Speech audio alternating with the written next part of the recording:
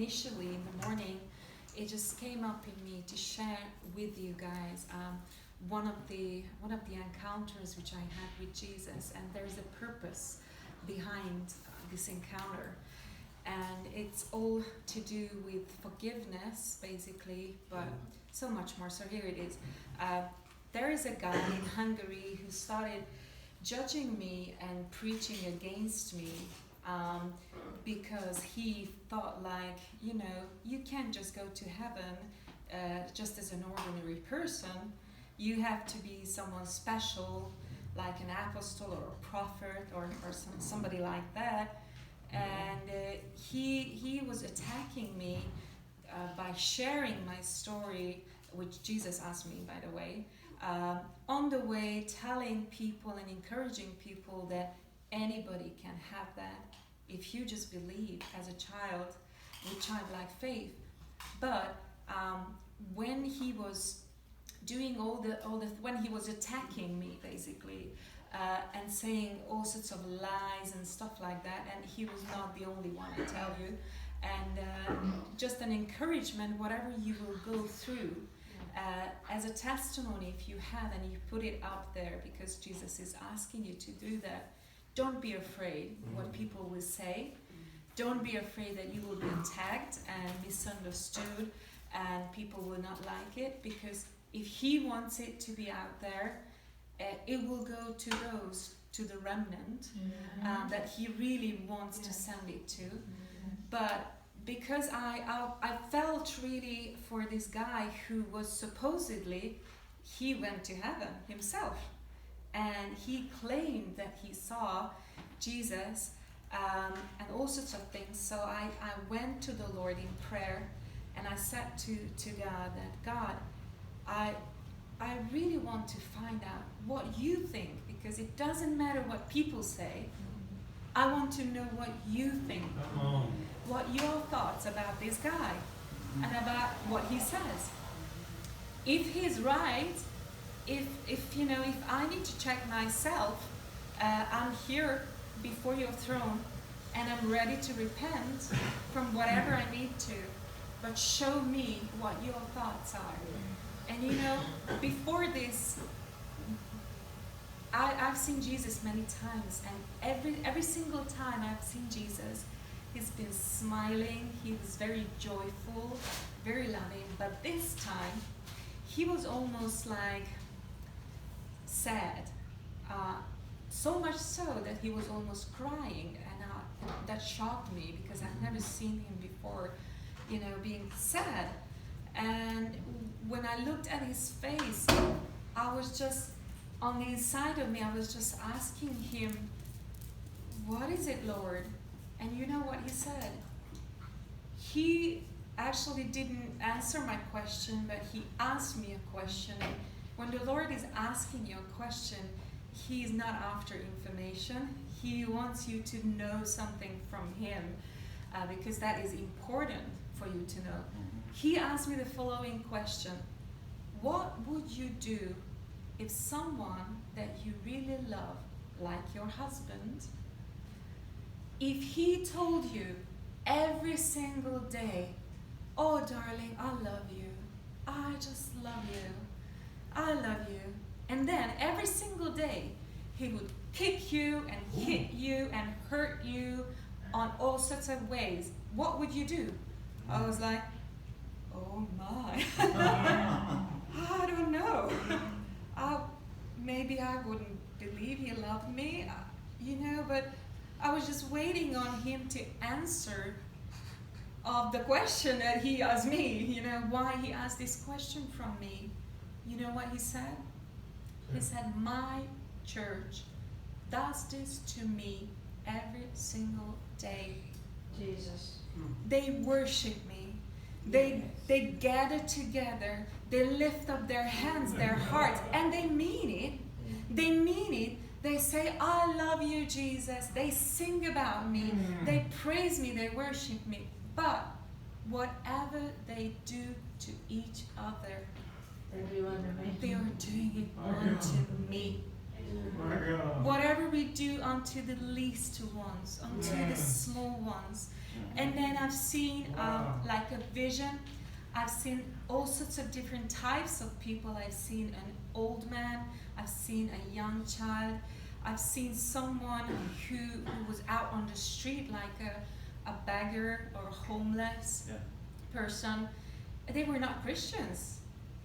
I mean, I didn't know if they were Christians, but most probably they weren't. And I've seen people with different skin colors and all sorts of people. And he said, all of them are my creation. Therefore, all of them are the apple of my eyes. They are my little ones that I love so much. Whatever you do to each other, whatever you do to the other person, you do it unto me.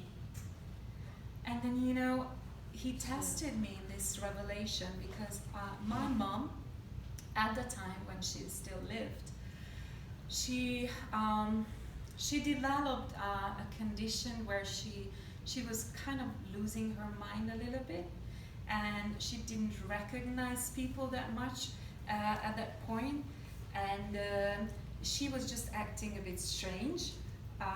And because she's lived in her whole life alone, almost, because my daddy, my father, my earthly father, died when I was only 3 months old, and I left home when I was 15, and my brother and my sister left home about the same time or even earlier than me. So she lived alone almost all her life. So she wasn't really accepting love on the way, like, I'm a hugger.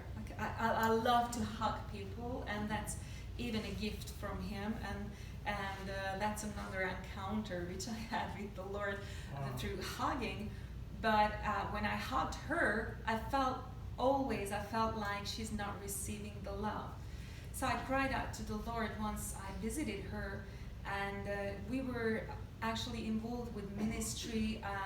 We had like, I don't know, maybe 500 people coming together on our meetings, and we were ministering towards the people, and the Lord told me, now leave all these people and go to your mother and just be with her.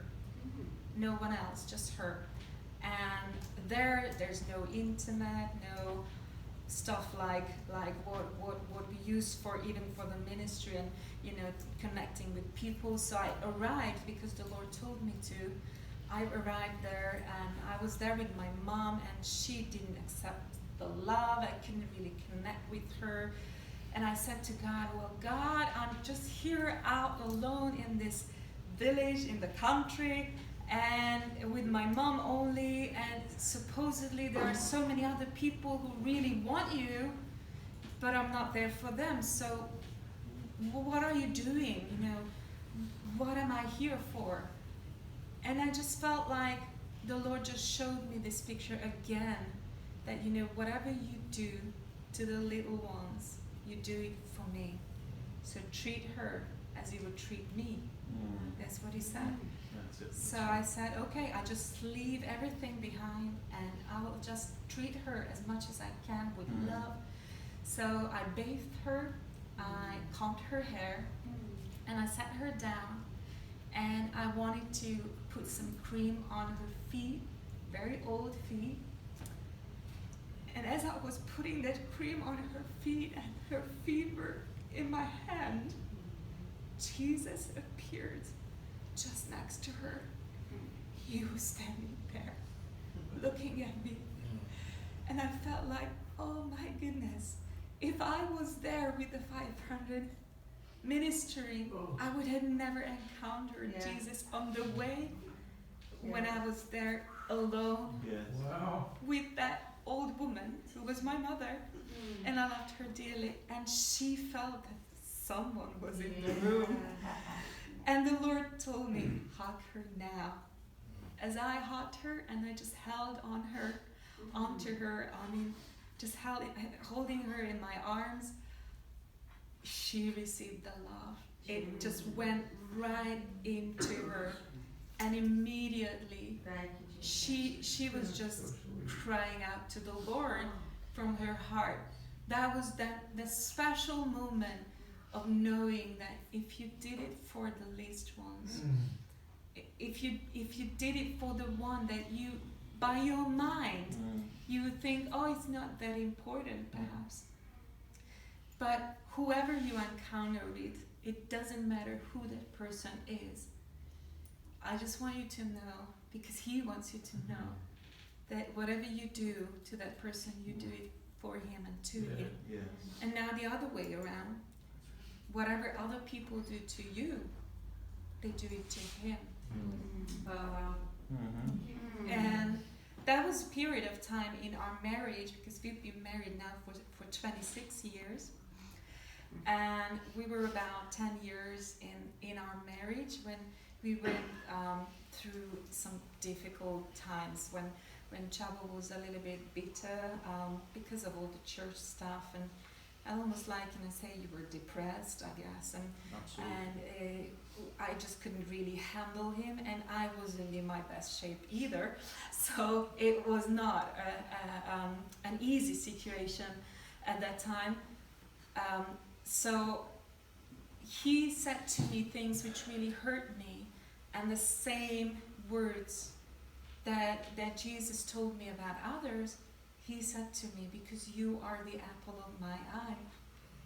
He didn't just hurt you, he hurt me too. But you know what? And that's why I knew it was God. I love him the same way I love you. Would you mind praying for him? Would you mind interceding for him? Because I love him so much. I want him to do well.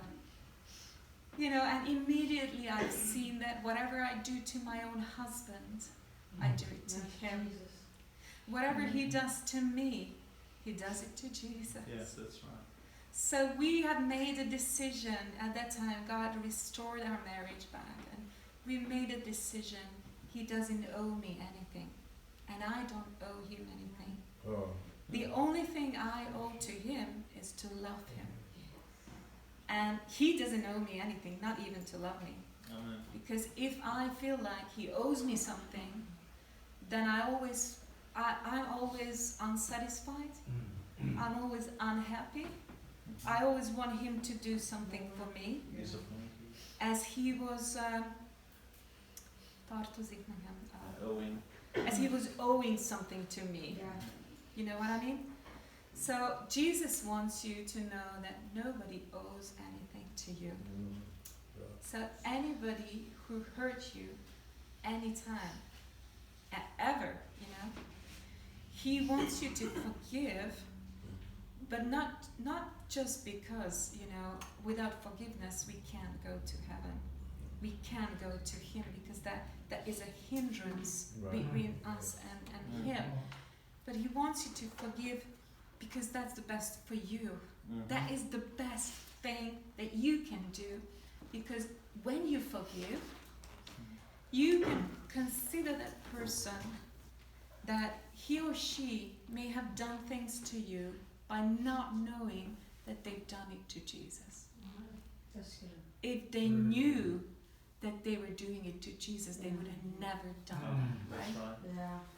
So you can just freely forgive and let go and pray for them and not give up and bless them and just love on them. But you have to know also, if you've been hurt the same way, Jesus, how he sees you, you are the apple of his eyes. And he loves you so much. You are so dear to him. Whatever hurt you, it hurted him. It hurts his heart, because it has been done to him, and I've seen his face being sad. But we can make his face shine and laugh and smile again by loving each other. Hallelujah. Can I pray for you guys? Yes. Okay. If you feel like you have anything in your heart against anybody, if anybody hurt you at any point, or if you have been convicted now that you may have hurt somebody and you need to, just repent before the Lord. We can do that, right? Yes. Okay? So we can just all say together, Yes. Heavenly Father, Heavenly Father, please forgive me please forgive me if I ever hurt anybody if I ever hurt anybody, because I've done it to you. because I've done it to you. And Lord, forgive me And Lord, forgive me if I took on hurt if I took on hurt by anybody by anybody, because they didn't know because they didn't know that they actually hurt you more. that they actually hurt you more. So right now, So right now, I choose I choose willingly willingly to forgive to forgive and let go. and let go. And I just bless all those people. And I just bless all those people. And I want to be true and honest And I want to be true and honest when I say to you when I say to you that I love you, that I love you, that I worship you, that I worship you. that in the same time At the same time, I don't want to I hurt don't you. want to hurt you. I just want to love you. I just want to love you. And I just want to receive your love. And I just want to receive your love. Because nobody owes me anything. Because nobody owes me anything. And I don't owe them anything. And I don't owe them anything. Just to love them. Just to love them. But I owe everything to you. But I owe everything to you. Since you owe everything to me. Since you owe everything to me. Because first you love me. Because first you love me. That's why I can love you back. That's why I can love you back. Thank you, Jesus. Thank you, Jesus. Amen. Amen. Thank you. Hallelujah.